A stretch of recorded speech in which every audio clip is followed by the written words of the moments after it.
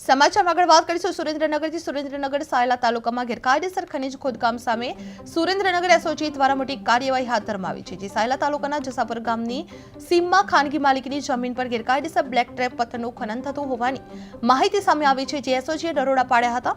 દરોડા દરમિયાન ખાન પરથી 2 હિટાચી મશીન, 5 ડમ્પર સહિત અંદાજે 3 કરોડ રૂપિયાનો મુદ્દામાલ જપ્ત કરવામાં આવ્યો છે। જે આ કાર્યવાહી બાદ આગળની તપાસ સુરેન્દ્રનગર ખાન ખનીજ વિભાગને સોંપવામાં આવી રહી હતી। જે ખાન ખનીજ વિભાગ દ્વારા ખોદકામની માપણી કર્યા બાદ દંડની કાર્યવાહી કરવામાં આવશે। જે સાયલા વિસ્તારમાં લાંબા સમયથી ચાલતી ગેરકાયદેસર ખનીજ ચોરી સામે એસઓજીની રેડ બાદ ખાન ખનીજ વિભાગની નિષ્ક્રિયતા પણ સામે આવી રહી છે।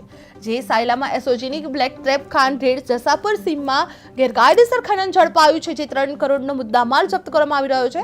હિટાચી અને ડમ્પર સહિત સાધનો સીઝ કરવામાં આવ્યા છે। જે ખાન ખનીજ વિભાગની નિષ્ક્રિયતા પણ સામે આવેલી જોવા મળી છે।